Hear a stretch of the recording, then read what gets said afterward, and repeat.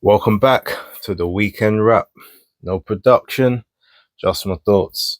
As always, please like and subscribe, share with a friend, colleague, relative, an associate, an enemy, any and all in between. It is appreciated.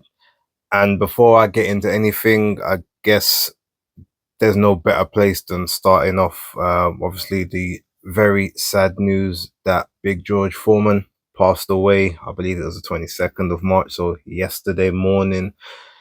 Not a great thing to kind of, wake up to. I think it was early hours of the morning I woke up and I saw it. So, yeah, look, condolences to him and the family, and all the loved ones and all the supporters and everyone, obviously, who, knew and cherished Big George.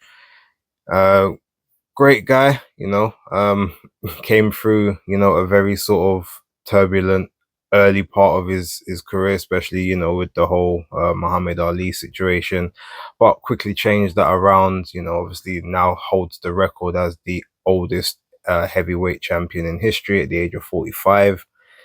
Good Capricorn guy, solid. So he's solid from year the star sign. Yeah, it's very sad, but lived a good, rich, fulfilled life. I'm sure the family will heal and get through all of that. Grandchildren, all that good stuff. I think everyone's pretty much sorted, generational wealth, all that good stuff there. So yeah, shout out to Foreman and the family. And then also on a slightly lesser note, Colin Hart passed away today. For those who don't know, a British sort of media personality, worked a lot with the BBC. I think I did some Radio 5 live as well. But boxing commentator, boxing correspondent, very close friends with Frank Warren. But yeah, just shout out to him and his people as well, and anyone who sort of wishes to grieve him. Now, with that being said, I'm going to try and keep this one as quick and as quick and concise as I can. First things first, we had the Australia card, which was on the early hours of Saturday morning. The one fight I actually haven't seen from the card yet was the Aman Kartiev fight. I think I woke up just a little bit after the event started. I woke up just as the Nina Hughes and Shanika Johnson fight was taking place. So but from what I heard, Cartier got taken the distance for the first time in his career, so I need to watch that. And apparently, Palacio is someone that they're looking to bring back onto the cards. So, congrats there. I predicted that Shanika Johnson would repeat her victory. I thought it would be a lot clearer and cleaner, and it actually was, because she ended up getting a technical knockout decision that I didn't expect. Although it was a case of, the corner threw in the towel. I guess they just felt Nina was too far behind on the cards at the time of the seventh round, and there was no point sort of carrying on, even though she was competitive, like she was firing back. She wasn't wobbled or rocked around, but I do think that she busted her nose from early in the fight, so it kind of, I guess, made sense why they decided, save it. You've done enough in the career, no need to carry on, sort of thing. Shanika Johnson moves on. She wants unification. She said she wants the belts. Dina Thorslund is there. Sharita Metcalf is there. So there is opportunities to unify a division. Let's see what happens moving forward. And also, she is a part of like the Bella Entertainment. Let's see if maybe Eddie Hearn won't try to decide to either sign a little co-promotional partnership or something like that, because she was a lot of she was very marketable, a lot of good fun when she came over to the UK to face to who was it that she fought, to face Ellie Scottney, sorry. So yeah, she definitely knows how to market herself, and she's a good fighter, so it would make sense to sort of put her on the roster. Eddie loves people that are marketable, so we'll wait and see. Next, we had Terra Moana, and he faced, was it James Saint? Well, I think that was that his name. A 1-round blowout. I guess they maybe thought the guy would be able to take him some more rounds, but ultimately at this point, considering, look, he's an Olympian, the way that they've been moving someone like Andy Cruz, um, and the way that they pretty much move all of the Olympians, they don't really get a lot of these developmental fights as such. So maybe at this point, it's time to just get the checkbook out and start paying for proper opposition. Like, we're not talking about, guys in the top 10, 15, or even the top 20 of the world, but you can find, some fairly decent opposition. For instance, I mean, maybe not right particularly at this moment, but people the likes of Cassius Chaney, for instance, Stephen Shaw, guys that maybe they're not at the peak of their powers, but they know how to sort of move about. They might be able to give you a couple rounds at least. I mean, at this point, you put him in the ring with Arslanbek Makhmudov. Like, you're just gonna have to pay. You're gonna have to overpay at this point to get the right kind of opposition. I said that Konstantinos Dobishchenko would probably be a good opponent. Like, look, 110, lost 16, I think drawn 2, but he's never been knocked out, and he's been in there with some of the biggest punchers that we have sort of coming up at this point in time. Went the distance with Moses Atalma, obviously got the upset victory over Matty Harris. He's been in there with Hughie Fury. So, these are the kind of, if you want someone to test him and to at least make sure that he can go the 6 rounds, that would be an ideal opponent for me. And if you're trying to get someone that might actually beat him without who's not at that top level yet, there's further guys still that you can have a look at. Lenier Pero, that wouldn't be a bad shout. Yeah, but anyway, shout out to him. Look, it's not his fault that he's knocking these people over left, right, and center, but they got to get the rounds in sooner or later, because it's going to jump from journeyman to stiff opposition pretty quick. And yeah, you just need to kind of get a move on. I know Eddie don't like to pay people over the odds. He's not like Frank. Frank will overpay someone for the investment. Eddie's looking at the bottom line all the time, which is probably why he's always been successful from a business point of view. But a lot of the time, when it comes to the actual stars, a lot of them get found wanting, because he's trying to see who's the top notch from the start, rather than trying to develop and nurture talent. But I guess it works for them. Next up, we obviously had Skye Nicholson versus Tiara Brown. Now, this is, I think, the only prediction I've made this weekend that I got wrong in terms of who would win. However, the caveat to that is, if you watch the predictions video that I did, I stated specifically that from the weigh-in, especially, because I hadn't actually noticed it before then, but Tiara Brown was the slightly taller of the two, but outside of that, she had the longer reach. I didn't realize that her reach was as long as it was, because Skye Nicholson's got very long arms for her size and her dimensions, whereas Tiara Brown has got even longer arms. And I said that it will be a difficult adjustment for Skye when she's thinking that she's getting out of range and she's out of the pocket, and all of a sudden the opponent can't catch her. But when Tiara Brown throws that shot and she's able to catch her on the exit out, Skye's not going to be he's not going to be used to that. And I don't know if she'll adjust. I said that I felt the foot speed of Skye Nicholson would be what would be able to win her the fight, ultimately be able to sort of get in, dart out a little bit and sort of work that way. But I said it would be a very close fight, where I predicted she would probably win and get scorecards of maybe 96, 94, maybe even 96, 95 with like some draw rounds in there. I didn't think it would be a split decision, to be honest. A lot of that I also factored in the fact that it is in Australia, it's hometown. I'm not saying that I'm expecting dodgy decisions, but with her style and the way it is, you would kind of think that they would favor that normally when the opponent doesn't get a lot of clean work off themselves.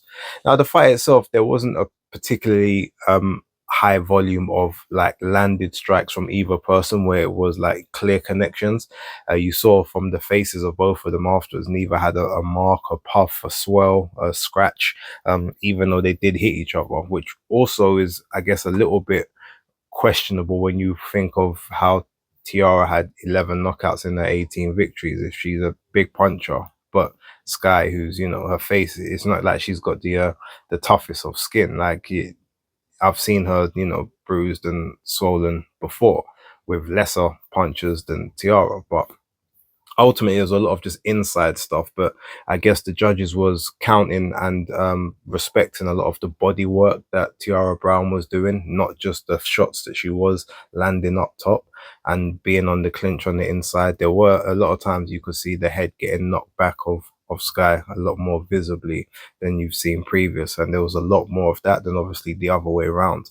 um so I scored it. I wasn't, when I was watching it, like I was keeping a note of the score, but I wasn't like locked in like how I usually am. So even though I'm giving my scorecards on X, like I'm not like, okay, it's this round for this reason, this round for this reason, like I would usually do.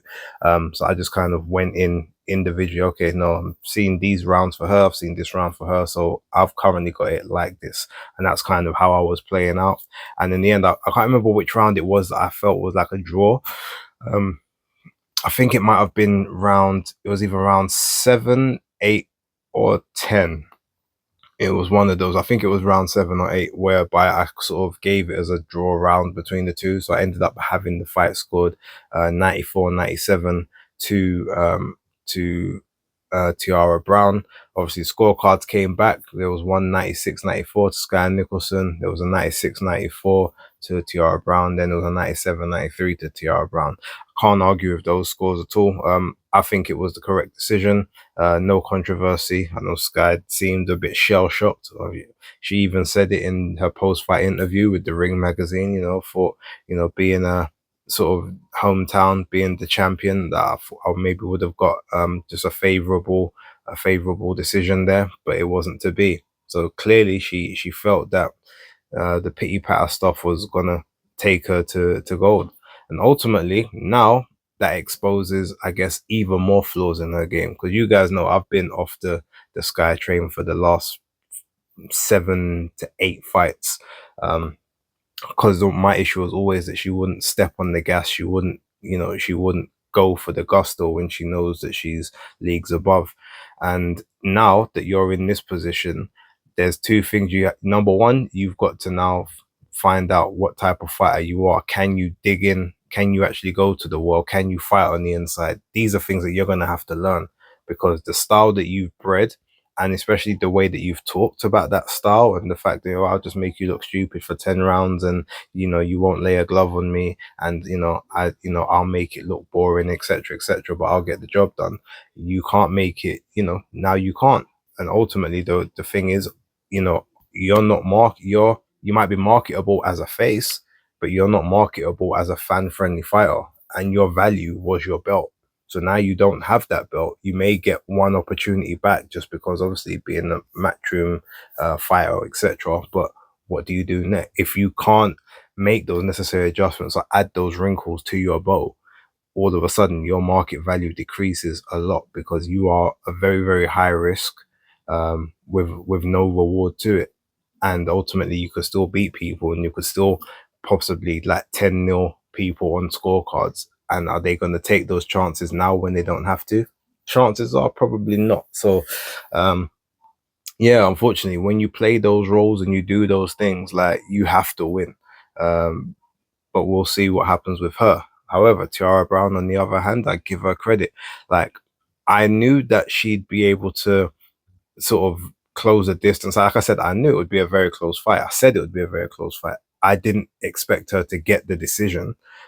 So I'm not going to sit here and say, oh yeah, I predicted this, but I predicted the fight to be a lot closer than I initially thought, just based on the dimensions. And I guess obviously you don't have to worry so much about the speed when you understand and know how to cut the ring off and cut off entry points and exit points. And again, it's the length of arm, it's the reach. Every time she's normally used to spinning out and someone can't catch her. It's this time she's spinning out and she's getting caught almost every time, and there was no adjustment. Clearly, what she'd been doing worked for so long, she didn't feel like she needed it. Now, unfortunately, she does. So yeah, look, that's kind of how I see that. We'll see what happens with both moving forward. But yeah, big shout outs to Tiara Brown, thoroughly deserved. Next up, though, we had the main event: George Kambosos versus Jake Wiley. Look, that was an interesting fight in itself. Kambosos pretty much dominated the fight, pretty much from the start up until maybe round 9. There was a head clash, I think, which took place, I think, in the 8th round, which opened up a big cut. And then from sort of rounds 8, 9, 10, 11, like Jake Wiley really started to get back into it to points where you thought, oh, he might actually win this at some point. But then after you got that part there, you then got to the 12th, and it was sort of like both of them just kind of swinging where Campos is just trying to survive.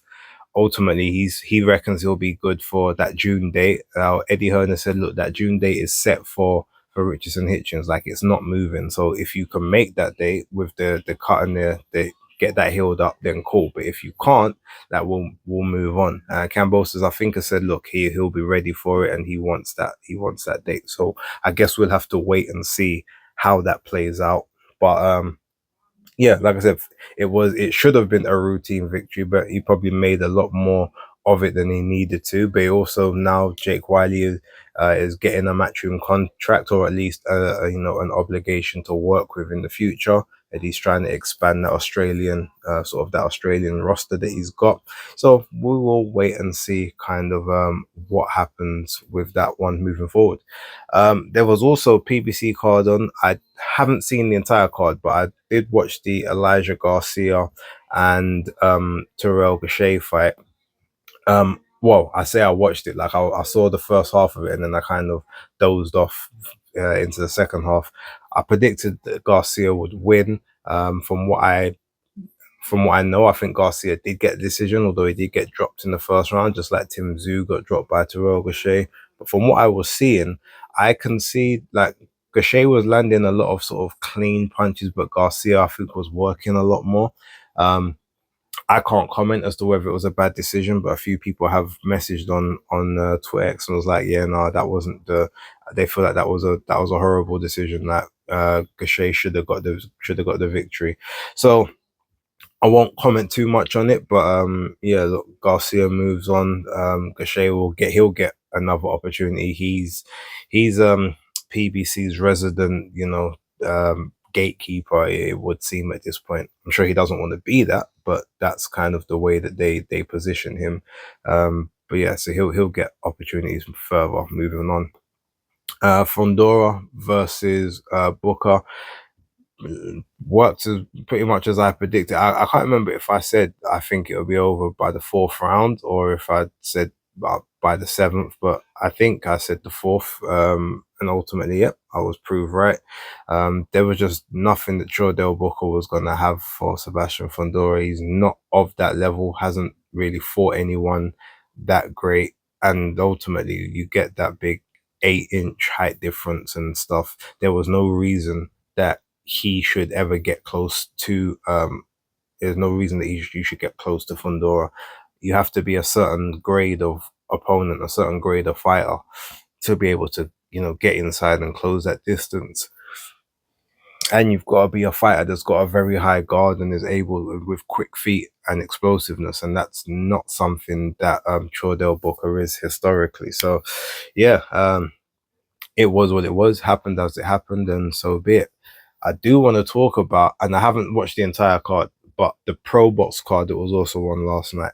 I only really was interested in 2 fights on it, to realistically, which was the Jasmine Artiga and Regina Chavez fight, and then also Lester Martinez against Joshua James. I watched both of them this morning. I don't use the word robbery that often, but when I use it, I truly believe it. Regina Chavez was horrendously robbed against Jasmine Artiga, and to the point where I'm thinking back to all the other things that I've called robberies in the past, and I'm like, was I actually being too harsh? Because there is absolutely no way, no justification Jasmine Artiga won that fight. I said on Twitter X earlier, it wasn't even close. It wasn't even competitive, let alone close.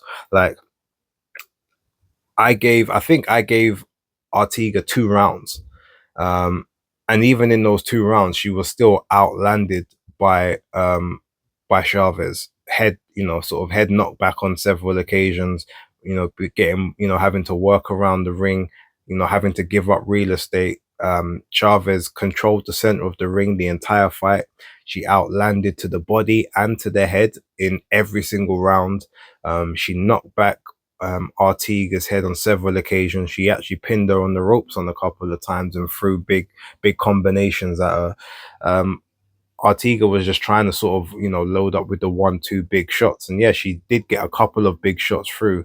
Like Regina Chavez ate them and then came back with her own combinations afterwards. It wasn't a hard fight to score at all. Um, Even if you're trying to give consideration to Artiga, the most you could give her is 3 rounds. I I've watched it trying to give her rounds because I picked her to win the fight, and I could only give her two. Um, were there swing rounds? No. Were there competitive rounds? Maybe the two that I gave her were the most competitive ones. Was the fight close? No. Regina Chavez is only because, look, she had 8 wins, I think 4 victories and 3 draws, or 8 wins, 3 losses and 4 draws. It was one of those. I think it was 8, 4, and 3. So clearly, it was set up for Artiga to win. Being 12-0-1 at the time.